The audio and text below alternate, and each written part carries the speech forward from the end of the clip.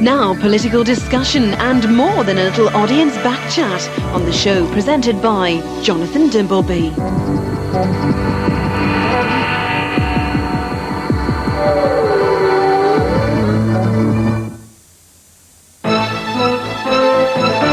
Shock resignations, camps in conflict, hatred at the top, spin doctors at war. After 3 terrible weeks for the government, the Prime Minister is back in Britain saying that's all well with the new Labour project. True or false?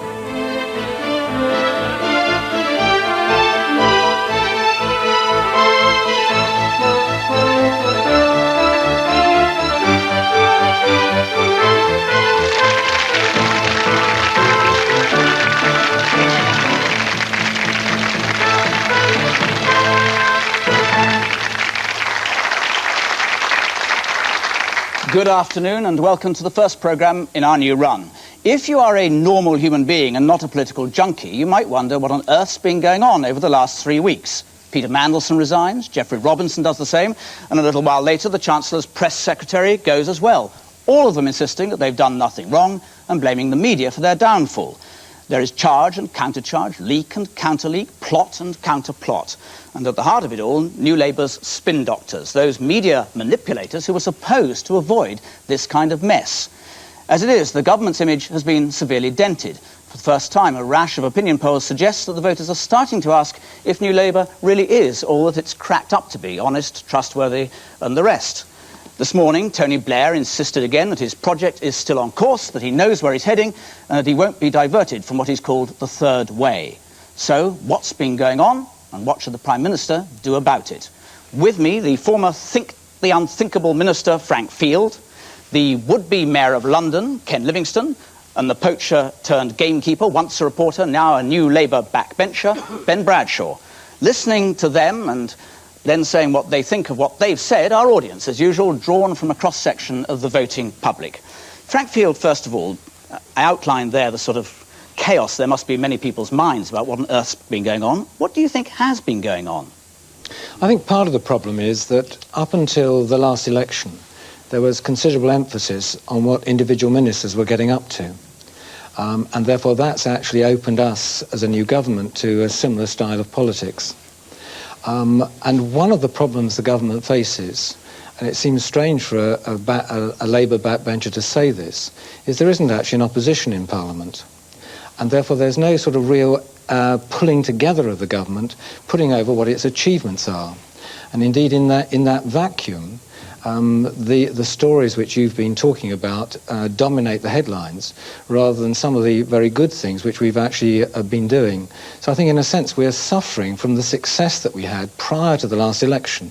And I do think there's a real need now to move away from this sort of style to one which concentrates much greater emphasis on what we're trying to do, what the problems of doing that are, and engaging with the electorate on what those achievements might be come 5 years' time. What's been going on, Ben Bradshaw? I agree with Frank. I think part of this has been about the transition between opposition and government. I would describe the last 3 weeks as a bit of a cleansing process, really. And I think that cleansing process? Yes, I think that's a process of mutual murder, isn't it? Well, I mean, I think that some of the habits that advisors to individual shadow ministers that Frank referred to died hard in government, and I think it's about learning the lessons of how you behave in government. I also agree with Frank in that I think a lot of this is the froth on the pint of politics, if you like. You said it yourself in your introduction. You made a distinction between political junkies and real people. I happen to think that a lot of the tittle-tattle and gossip that has been dominating the headlines in the last few weeks is not of a great deal of interest to ordinary, real people out there who care about... It's been damaging, hasn't it, though? Well, I mean, if you take the polls, and I think amongst others, the Cabinet Enforcer Jack Cunningham said how damaging it's been. Well, I think the perception has been damaging, but if you look at the polls, it's very interesting. When you quoted the 3 polls, one of them actually showed us going up.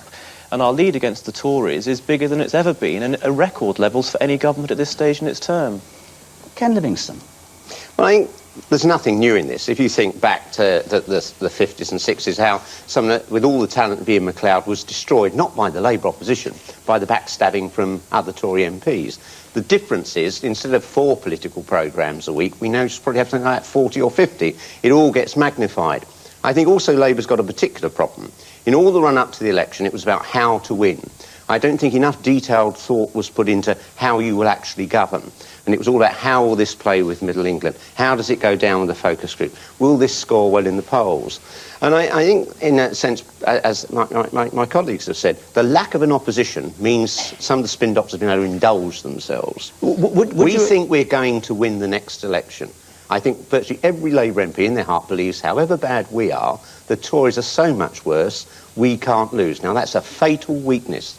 I think this last 3 weeks may snap us out of that. Would you agree, just picking up that point and what Ben Bradshaw was saying, that if you kind of looked at the headlines today, for instance, across the papers, Robin Cook's troubles, the Mandelson problems, all the rest, that you would say, had it been another government, or had you not had such a lead in the polls, this is a government imploding. This is a government falling apart, is what it reads like, doesn't it? I think for any other government, this would bring into question, could you get re-elected? And it would be a major crisis. I still think the vast majority of the British people want Tony Blair to succeed and this government to succeed. They want it to work.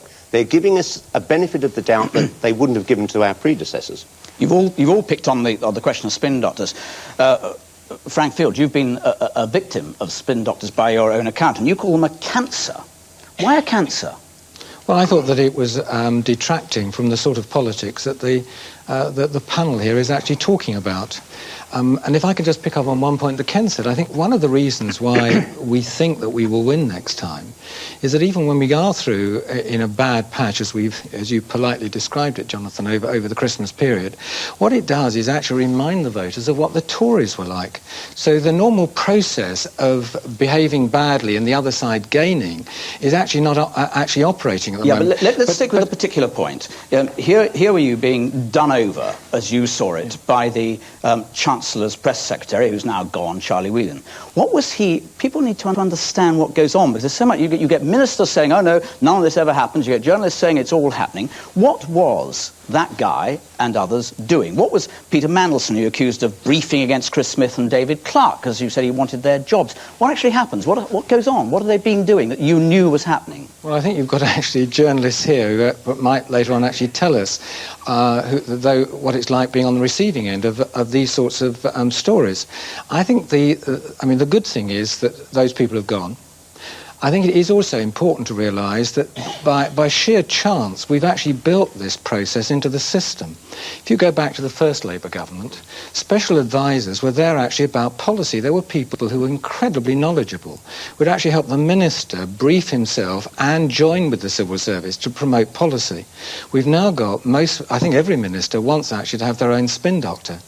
And that spin doctor's life only exists as long as the minister is there. Now, if the minister goes down, the spin doctor loses their job. So they've got, almost it's built into it to try and protect their minister by doing down other ministers so that their job remains. And one of the useful things would be what Alistair Campbell wanted in the word go, and that was that he's actually presenting government policy. If there are any other people, they're responsible to him. But we actually get back to special advisors ceasing to be spin doctors and actually helping ministers on policy. Let me bring in Andy Wood down here. You've been a director of communications in the government, and like many others, you've been given the push, the heave-ho. Can you just tell me what is the difference between what you did and what you believe the spin doctors do and have been doing, which, by the account of this trio, has been so harmful? There are a number of ways of measuring the differences. The first and obvious point is that spin doctors, as we know them, political ministers' press officers, are essentially short-termers who are not playing the coordinated game that any government is entitled to ask of its information professionals. So that's the first thing that divides them off from the government information service.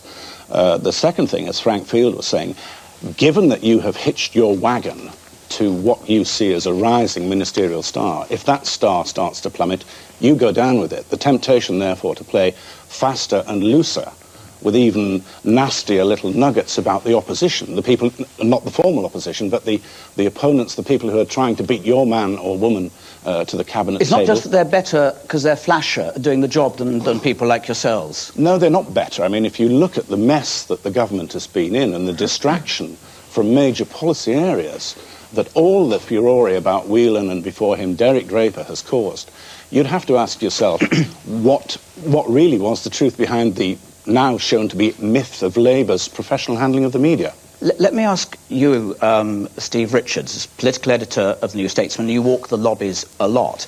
Frank Field was saying journalists know what goes on. Sometimes politicians say, well, it's all made up by the correspondence, these quotes, these briefings that they say they've been given. Do you cook it when you can't get a good story? No, it's not made up. But what is more, when these spin doctors, so-called, criticise Frank Field or anybody else, they're doing it knowing that their masters, one way or another, their political masters, will approve, because otherwise their political masters would sack them.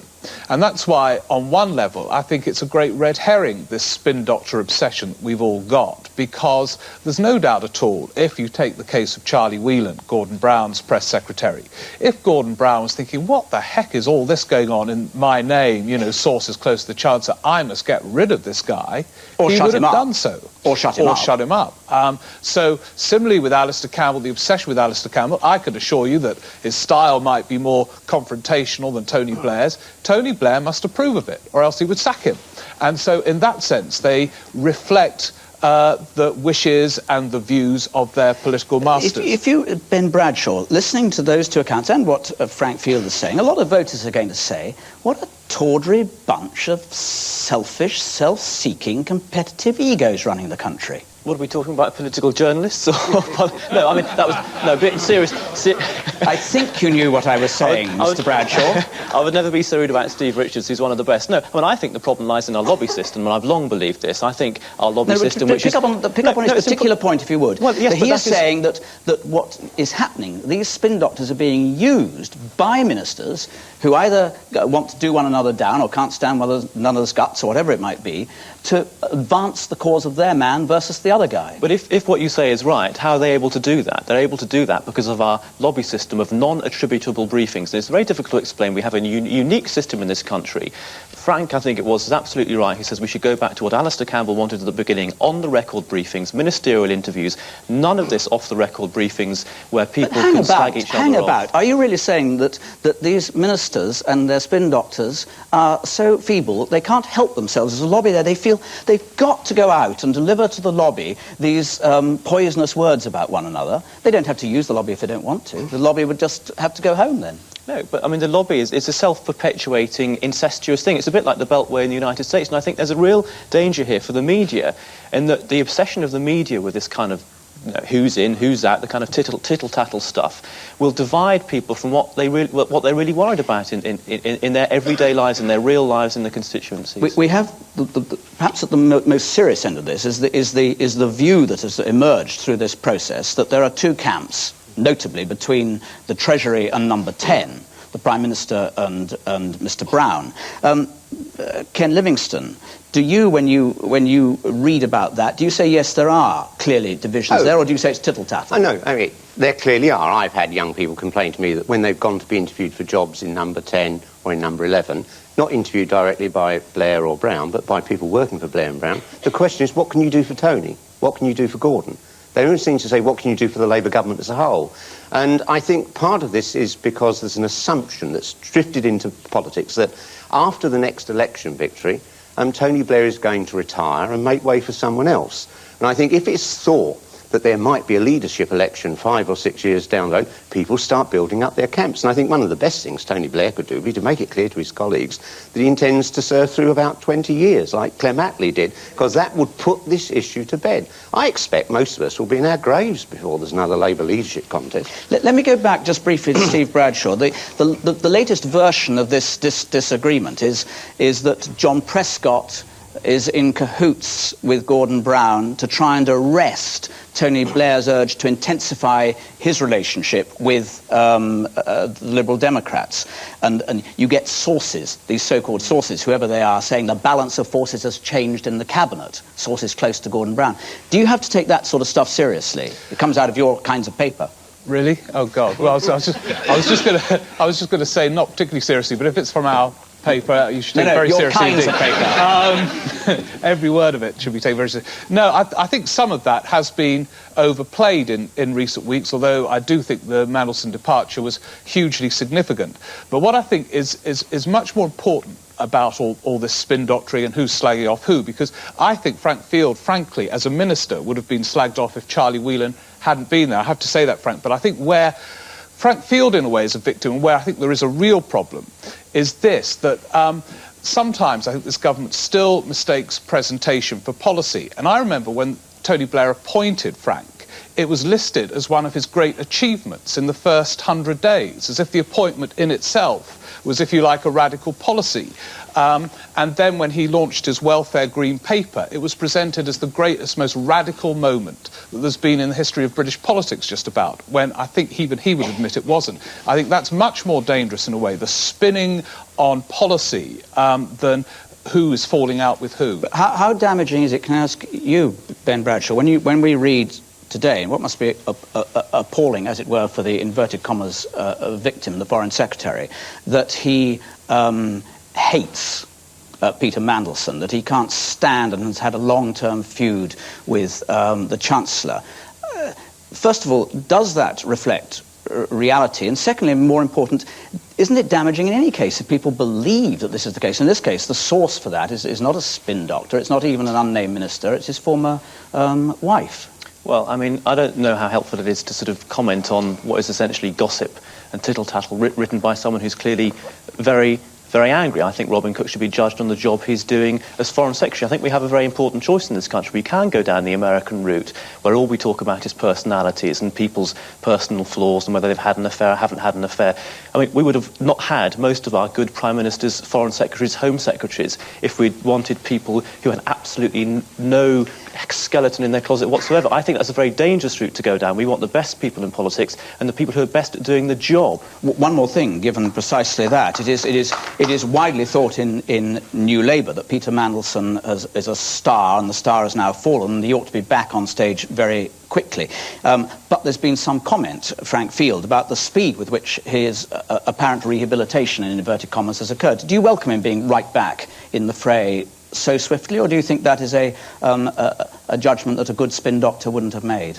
When he gained his new position in government, it was made very clear that he would be the chief spokesman on our side with the German government. So you're pleased about having him there? So it's a continuation of what was said would actually happen. But I do think, Jonathan, there are actually two conversations going here. There's one, how do we as a government respond to this and survive? But there's also, dare I say, a more important conversation going on, and that's how the electorate perceives politicians generally. And we're not actually coming to this conversation in a very strong position. Most of the public think collectively we're not very impressive.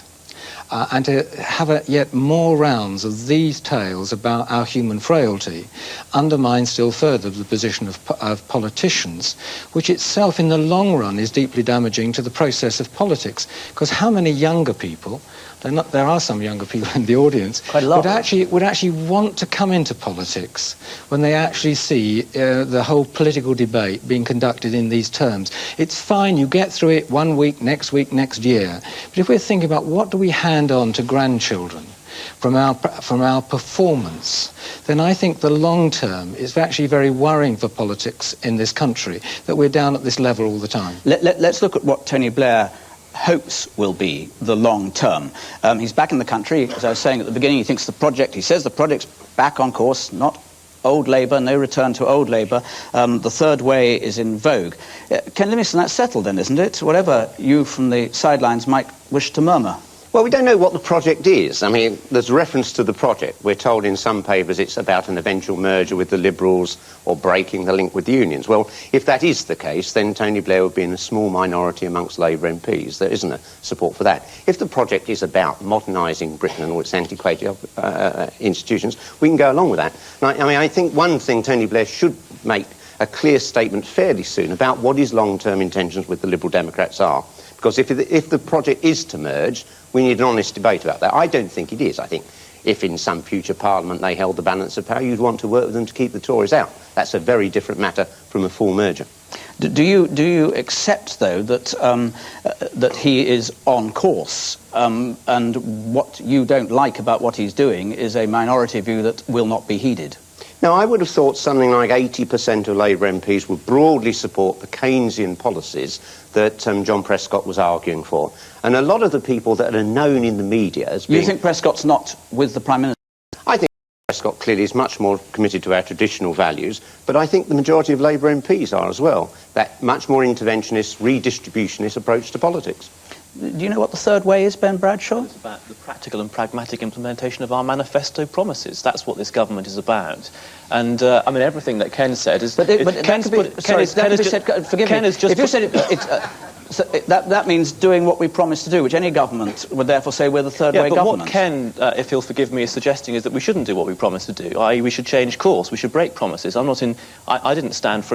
You know, if we're talking about the integrity of politicians, I think one of the most important things is that you try to do what you promised to do in your manifesto. You don't change, you don't get in and then change your mind.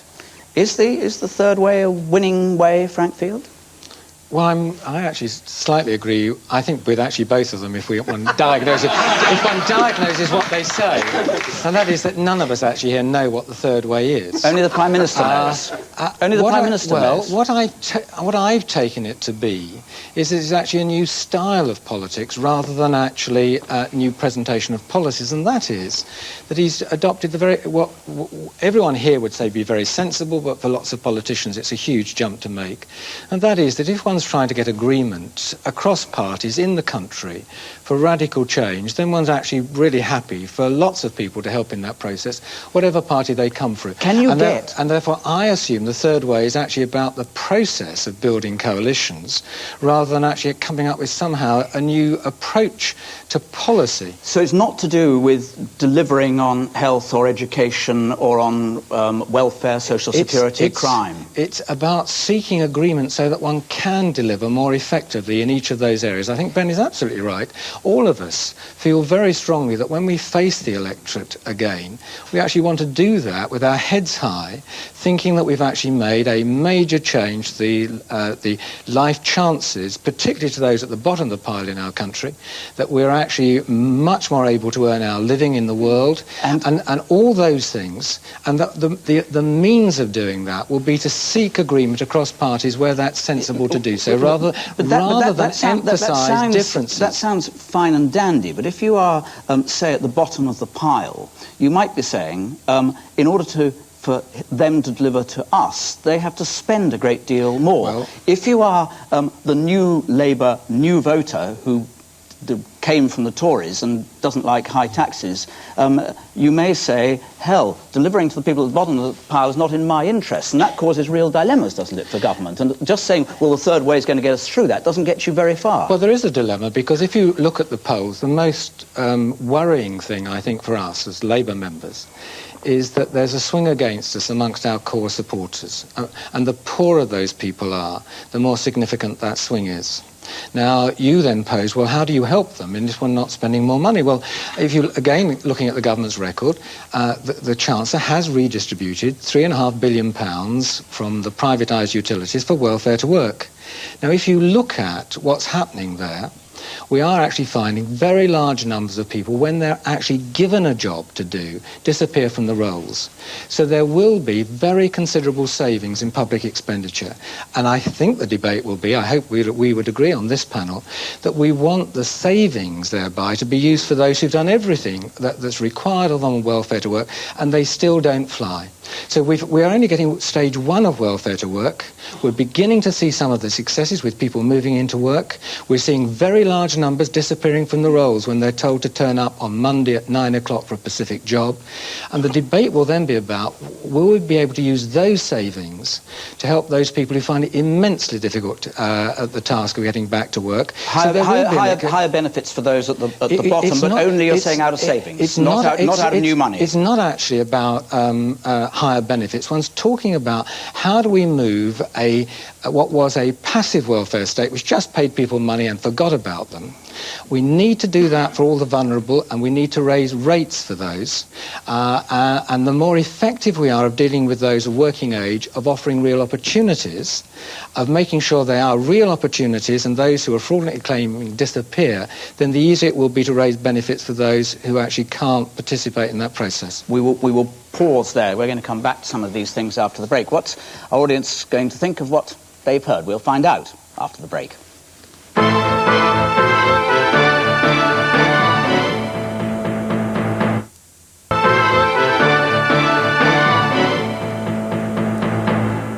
Welcome back. In the first part of this programme, we were talking about Labour's troubles over the last 3 weeks and what Tony Blair should do about them. Now to our audience. We heard first of all about the spin doctors' damage that was being done, rivalries and so forth. Who has thoughts about whether this is damaging to the government or not? The man who's third in the second row here, wearing the purple tie. Thank you.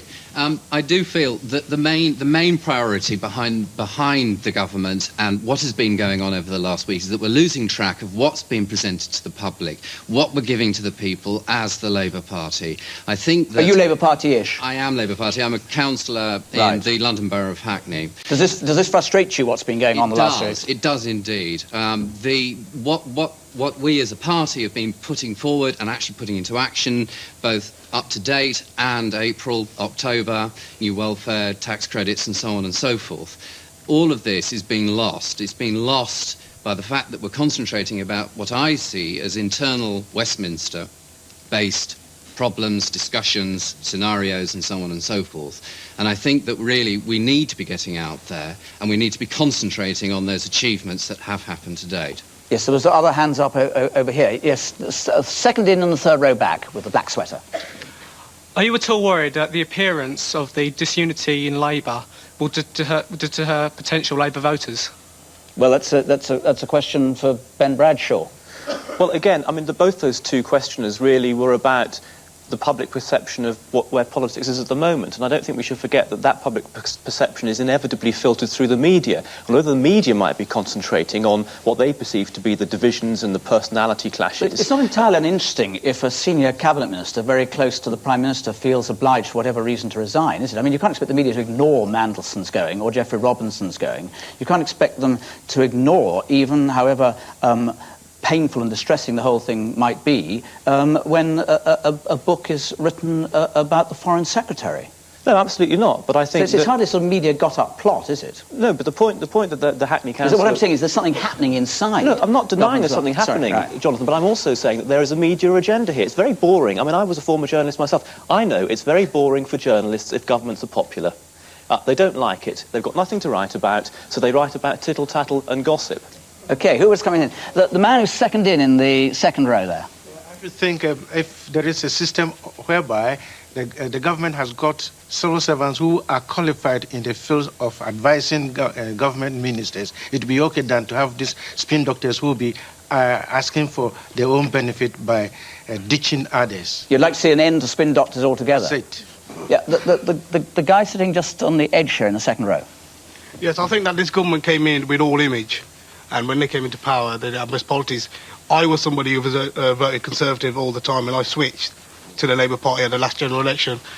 But at this moment in time, I think that they are doing a worse job than the Conservative did. At least it took them 18 years. I mean, 18 months have been a little bit too much for the Labour Party. Why did you switch? The reason I switched is because I thought that the Labour Party's image was that they were so against sleaze that it was going to be a new way of politics. And they came in with a lot of authority and a lot of belief, but it's all gone sour with Mandelson and Robinson. Being for Coventry ourselves, he's our local MP, and he does a good job locally, but he was damaging the government for a long, long time, and people in Coventry wanted him out, and yet Tony Blair stuck with it for a long time. I mean, that, Frank Field, is the serious kind of problem, and one that you were referring to too, Ken Livingstone, yes? Yes, I wonder whether we could go back to Steve and ask the question that if, in fact, the Prime Minister decided that special advisors were actually going to be special advisors to help develop policy, and think through the issues within the department, perhaps an alternative source of information for a Secretary of State, but not to actually spin the stories. Do you think it's possible, Steve, to actually put the genie back in the bottle and move to that situation, or is it foolish to even think of it in those terms? I don't think it is possible, and that's not entirely to do with the government. I mean, I think it was Ken Livingstone who mentioned that the proliferation of media outlets now, the number of political journalists working are phenomenal. And without these people, Tony Blair would be on the phone to journalists all day, answering, not on his part often, but answering requests from journalists. And this is where I have some sympathy with all of you. But each department has its own press office, a very large one. Andy Wood. You know, there is a very large, a very professional government information service. The older members of it, those that are still around, have served Labour governments under Jim Callaghan, even under Harold Wilson, have served Margaret Thatcher and John Major, and now Tony Blair. They have demonstrated their impartiality and their professionalism. Bernard Ingham, you have in mind? But I have to say, by long tradition, there was one job in the Government Information Service, that of Press Secretary to 10 Downing Street, which was always understood to be in the direct gift of the Prime Minister of the day. Okay, Nobody objected to that. Thank you. I want to bring in some more voices on this. There's a man third in the third row there, back in the centre. What I want to say here is that, there is no point of going to people's private life, because, it doesn't make any sense. What we can do is what we want to know, not people's private life. We want to know how many wives somebody has got, or what they've got in the closet. If I borrow money from a friend, I don't want anybody to know about it. So I don't see any problem there. OK, you want to focus on the issues. Guy next door to you. Yeah, I'd say that the media have done the Labour Party enormous favour by concentrating on the froth on the beer of politics, because we're ignoring the real issues. Like today in hospitals up and down the country, people are being attended to on trolleys in corridors. Now, they're the real issues that people want to concentrate on, and they're the things where this Labour government is actually failing, because you set yourself too unambitious a target when you came into government. Let's move on to that territory. Right? And when you say too unambitious a target, what did you mean? Well, the Labour Party said that they would reduce waiting lists by 100,000 by the time this Parliament finishes. Now, that sounds like a pretty ambitious target, but that's going to mean nothing to those people who today are being attended to on the trolleys, in the corridors, in those hospitals. It was too unambitious a target, and you weren't committed to putting enough resources into doing something about the health service, and that's your fault, because you decided to stick with the spending policies of the last government. Ben Bradshaw on that. I think the question has touched on a very important point. We haven't yet come out of those spending policies, because the results of the comprehensive spending review only come on tap in April. But even in advance of that, we have put a considerable extra amount of money into the health service, 2.3 billion. There's going to be another 21 billion before the next election, and hospital waiting lists are now coming down more quickly than they ever have before. So judge us on our results at the end of the Parliament, and I would rather that we had perhaps less ambitious promises in the manifesto. I think people are fed up in this country of politicians promising the earth and not delivering them. I'd rather have modest promises and being able to do better than that if we can. Further thoughts on the Labour project itself, whether it is working, whether it's too ambitious, whether it's not ambitious enough. There's a man right at the centre, at the back, in the back row there. Gentleman down here mentioned the word belief. I see before me a panel, two of whom at least have very strong beliefs, ideological beliefs, and this doesn't come out. I haven't seen them talk about what they think the Labour Party should be about. I don't think that the Blair project is enough to fill this ideological vacuum, and as a result the political process is taken over by spin doctors, hangers-on, personal ambitions, and so on. Ken Livingstone on that. I think that is the danger, that because we haven't been more specific and focused on particular issues. If you actually take this question, the waiting list, that is... Can I just, before you get to the waiting list, just in answering his general point, that he's suggesting there is a vacuum that is filled by nothing except gossip and personalities and conflict, because there isn't an ideology there, but you've got one. Socialism was an identifiable creed, which actually Middle England supported. This idea middle-class people don't want to increase taxes is nonsense. Middle-class people, all the polls show, are prepared to see their taxes go up if it means a better health service and better education and care of the elderly. Until it comes to an election. No, I don't agree with that at all. I mean, I think people here are prepared to pay more for a better society overall. They rejected the Tories because they turned their back on what had been going on, and I think we've been far too timid. I think Britain is ready for much more substantial change than this government is giving. OK, the man in the blue sweater there, in from the edge, and yeah, you've got a microphone right over your head, and you've got a blue sweater on, and you're free to speak. Sure.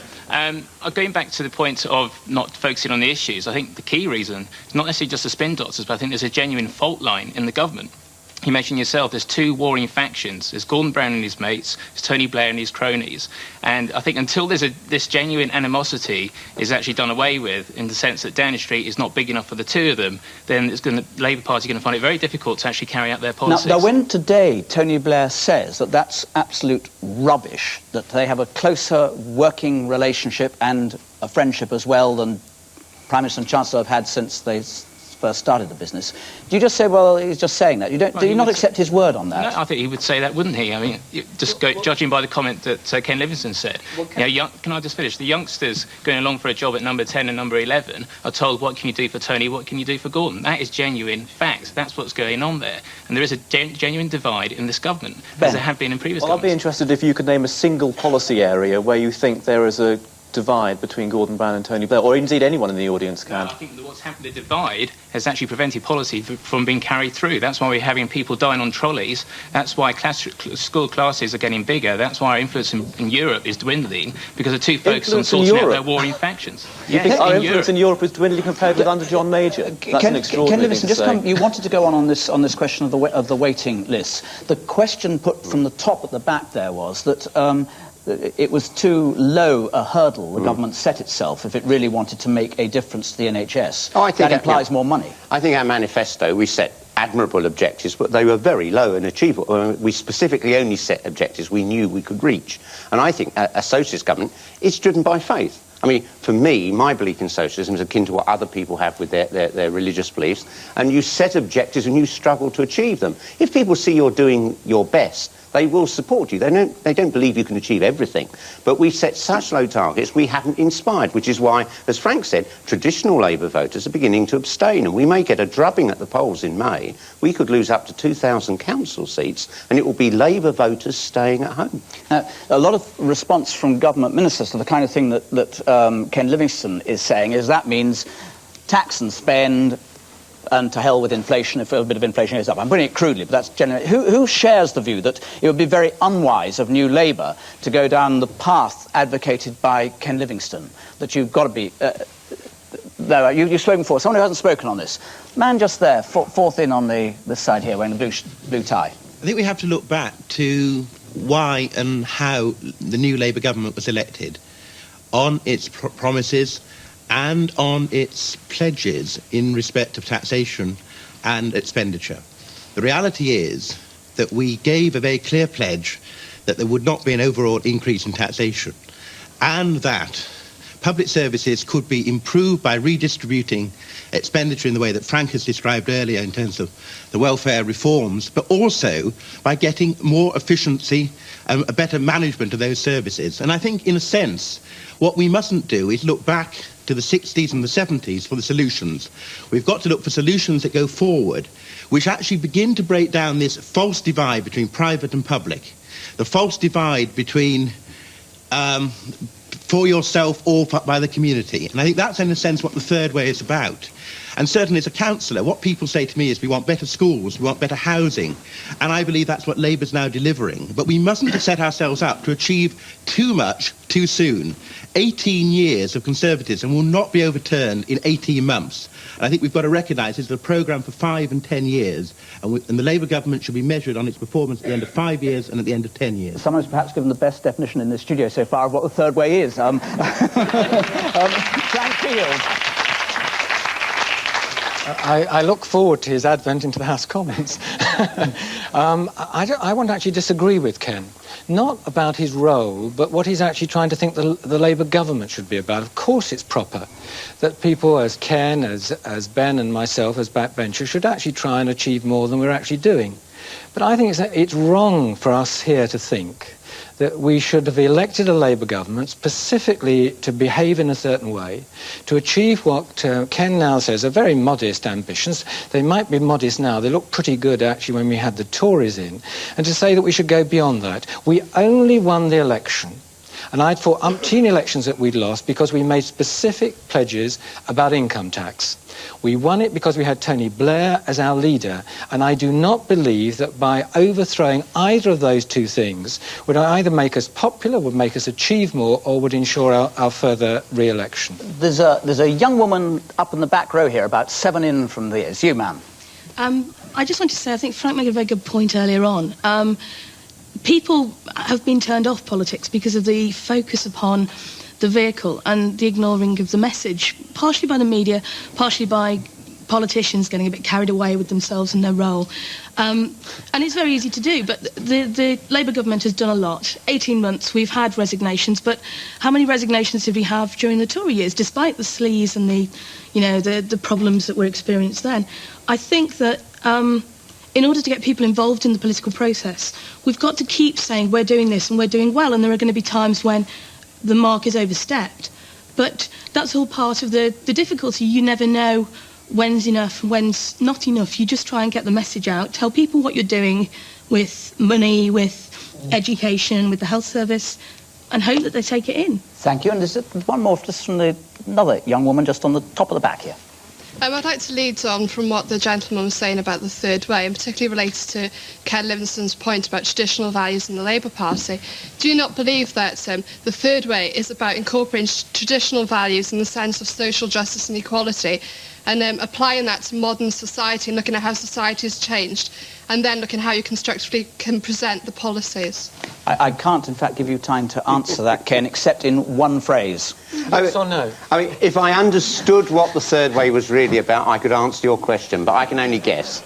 Ben Bradshaw, you now understand very clearly what the third way is about. Yeah, I do. Thanks to two excellent contributions from the floor, and I'll leave it at that. They were two very good definitions. But they involve people continuing to die in the health service for lack of adequate expenditure. And it all sounds very fine, but start thinking about the casualties and the pensioners that aren't seeing a real and decent increase in their pension as well. Yeah, and it is about how can we mobilise support so that we have the authority to actually spend more money there. And I think one of the reasons why we wanted to be in government was actually to win that support for the second term, to be more radical, as you say, Ken. Three politicians, thank you all very much. Thank you for taking part in this debate, everyone in this studio. But that's all for this week. We'll be back next Sunday. If you'd like to join the audience for that programme, this is the number 0171 261 3784. Till then, good afternoon.